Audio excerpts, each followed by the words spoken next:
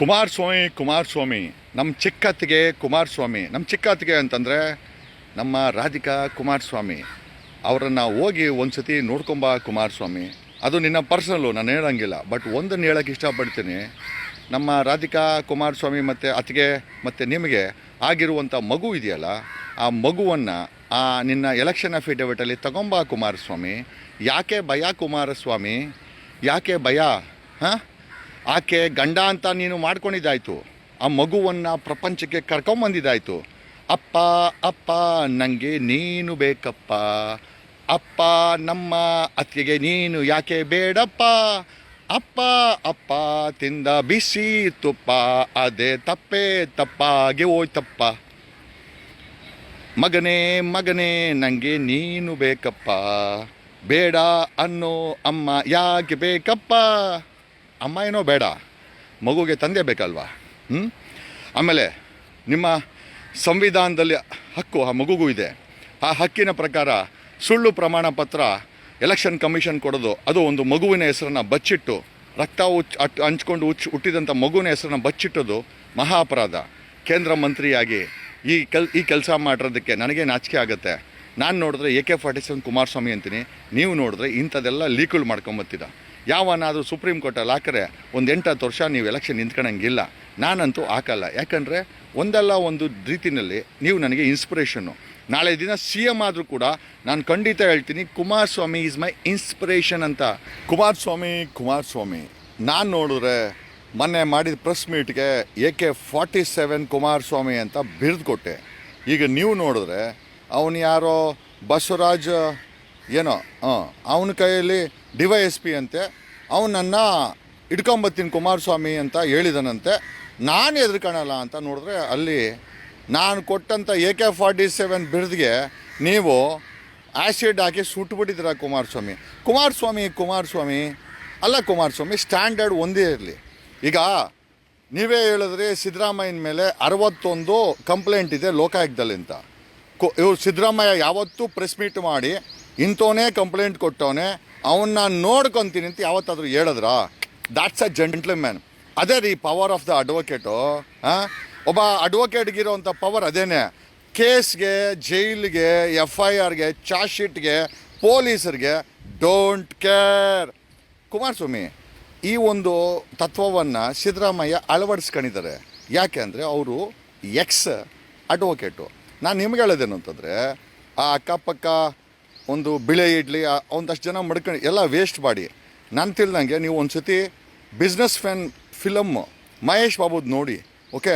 ಅದನ್ನು ನೋಡಿದ್ರೆ ನಿಮ್ಗೆ ಐಡಿಯಾ ಬರ್ತದೆ. ನಾನು ಹೇಳ್ಬೋದು ಮಹೇಶ್ ಬಾಬು ಥರ ನನ್ನ ಮಡ್ಕಳಿ ಅಂತ, ಆದರೆ ಬೇಡ, ಸಮಯ ಮೀರೋಗಿದೆ. ಈಗ ನೀವೇ ರಾಜಕೀಯದಿಂದ ಎಷ್ಟು ದಿನ ಇರ್ತಾರೋ ಯಾರಿಗೂ ಗೊತ್ತು, ಓಕೆ? ಏನೋ 100 ವರ್ಷ ಬಾಡಿ ಅದೆಲ್ಲ ನಾವು ಹೋಗಲಿ ಕುಮಾರಸ್ವಾಮಿ. ಆ ಪ್ರೆಸ್ ಮೀಟ್ ಮನೆ ಹಾಳಾಯಿತು. ನಿನ್ನನ್ನೇನೋ ಅರೆಸ್ಟ್ ಮಾಡೋಕ್ಕೆ ಬಂದರೆ ಪಕ್ಕದಲ್ಲಿ ಪ್ರದೀಪ್ ಇಲ್ವಾ? ಯಾಕೆ ಅಷ್ಟೊಂದು ಎದುರ್ಕೊಂತೀಯ? ಆಮೇಲೆ 10 ಲಕ್ಷ ಹುಡ್ಕೊಲ್ಲ ನೋಟಿಸ್ಗಳನ್ನು ಪೊಲೀಸರು ಕೊಡ್ತಾರೆ. ಯಾವುದಾದ್ರೂ ಸಾರ್ವಜನಿಕ ನಿಂತರ ನನಗೆ ನೋಟಿಸ್ ಕೊಡ್ತಾರೆ, ನನ್ನ ಕರ್ಕೊಂಡು ಹೋಗ್ತಾರೆ, ನಾನು ಎದುರಲ್ಲ ಅಂತ ಯಾರಾದರೂ ಪ್ರೆಸ್ ಮೀಟ್ ಮಾಡ್ತಾರಾ? ಕರ್ನಾಟಕದಲ್ಲಿ ಪೊಲೀಸವರು ಎತ್ತಾಕೊಂಡು ಹೋಗ್ತಾರಂತ ಪ್ರೆಸ್ ಮೀಟ್ ಮಾಡ್ತಾ ಏಕೈಕ ವೀರ ಅಂದರೆ ನೀನು ಒಬ್ಬನೇ ಕುಮಾರಸ್ವಾಮಿ. ಇಷ್ಟೊಂದು ಪುಕ್ಲ ಅಂತ ನನಗೆ ಗೊತ್ತೇ ಇರಲಿಲ್ಲ. ನಾನು ನೋಡಿದ್ರೆ AK-47 ಅದು ಇದು ಅಂತೆಲ್ಲ ಏನೇನೋ ಹೇಳ್ಬಿಟ್ಟೆ. ಅವ್ರು ನೋಡಿದ್ರೆ ಕಾಂಗ್ರೆಸ್ ಅವರು ಸುಮಾರು ನೋಡಿಲ್ಲ ಅಂದರು 10,000 ವಾಟ್ಸಪ್ ಹಾಕಿ ನನಗೆ ಗುಮ್ತಾವ್ರೆ. ಅಣ್ಣ ಜಗ್ಗಣ್ಣ, ನಿಮ್ಮ ಕುಮಾರಣ್ಣನ ಬಗ್ಗೆ ಇಷ್ಟೆಲ್ಲ ಹೇಳ್ದಲ್ಲಣ್ಣ, ಈಗ ನೋಡಲ್ಲಿ ಕಣ್ಣೀರು ಆಗ್ತಾವಣ್ಣ. DYSP ಸ್ಕೆಚ್ ಹಾಕಿರೋದಕ್ಕೆ ಇನ್ಫಾರ್ಮೇಷನ್ ತೊಗೊಂಡು ಪ್ರೆಸ್ ಮೀಟ್ ಮಾಡ್ತಾರೋ ಕುಮಾರಸ್ವಾಮಿ. ಜೈಲಿಗೆ ಹೋದ್ರೆ ಡಗ ಅಂತ ನಾನು ಚಾಲೆಂಜ್ ಮಾಡಿದ್ದೀನಿ ಕುಮಾರಸ್ವಾಮಿ, ನೀನು ಜೈಲಿಗೆ ಹೋದ್ರೂ ಕೂಡ ಗಂಡಿದೆ ಥರ ಇರ್ತೀಯ ಅಂತ. ಅದಕ್ಕೆ ಒಂದು ಮನ್ಸು ಮಾಡ್ಬಿಟ್ಟು ನಾನು ಒಂದು ಸಜೆಷನು, ಒಂದು ಬಾರಿ ಜೈಲಿಗೆ ಹೋಗಿ ಬಂದರೆ DK ಶಿವಕುಮಾರ್ ಥರ ಒಳ್ಳೆ ಹೀರೋ ಆಗಿಬಿಡ್ತೀರಾ. DK ಶಿವಕುಮಾರ್ ಮುಖದಲ್ಲಿ ಕಳೆ ನೋಡಿ, ರಾಜ್ ಕಳೆ ಬಂತು. ಯಾವಾಗ ಬಂದಿದ್ದದು? ತಿಹಾರ್ ಜೈಲಲ್ಲಿ ಒಂದು ಸ್ವಲ್ಪ ದಿವಸ ಇದ್ದಿದ್ದಕ್ಕೆ. ನನ್ನ ಮುಖದಲ್ಲಿ ಕಳೆ ನೋಡು. ಬೆಂಗಳೂರು ಜೈಲಲ್ಲಿ ಬೊಮ್ಮಾಯಿ ನನ್ನ ಇರಿಸಿದ್ದಕ್ಕೆ ಬೊಮ್ಮಾಯಿ. ಆಮೇಲೆ ನನ್ನನ್ನು ಕಳಿಸಿದಂಥ ಕಮಲ್ ಪಂತು ಬಟ್ಟೆ ಹಾಕೋಣಕ್ಕೆ ಆಗಲ್ಲ, ರಿಟೈರ್ಡ್ ಆಗಿಬಿಟ್ಟ. ಈಗ ಬೊಮ್ಮಾಯಿ ಕೂಡ ಸಮಯ ಅವನಿಗೆ ಬಟ್ಟೆ ಬೀಸ್ತದೆ.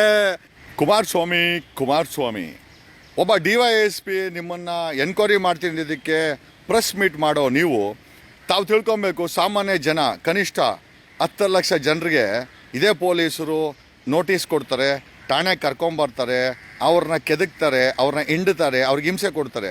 ನೀವು 2 ಸತಿ CM ಆಗಿ ಅದರ ನೋವು ಭಾವನೆಗಳನ್ನು ತಿಳ್ಕೊಂಡೇ ಇಲ್ಲ. ಹಾಗಾಗಿನೇ ಒಬ್ಬ DYSP ನಿಮ್ಮನ್ನು ಎತ್ತಾಕೊಂಬತ್ತೀವಿ ಅಂದಾಗ ಲಲ ಅಂತ ಅದತ್ತೀರ. ಯಾಕ್ರಿ ಎದುರ್ಬೇಕು? ಒಬ್ಬ CM ಆಗಬೇಕು ಅಂತ ಹೇಳೋ ನೀವು ಕನಿಷ್ಠ ಸಿದ್ದರಾಮಯ್ಯನ ಥರ 61 ಕೇಸನ್ನು ಹಾಕಿಸ್ಕೊಬೇಕು, ಆವಾಗಲೇ ಎಲಿಜಿಬಲ್ಲು.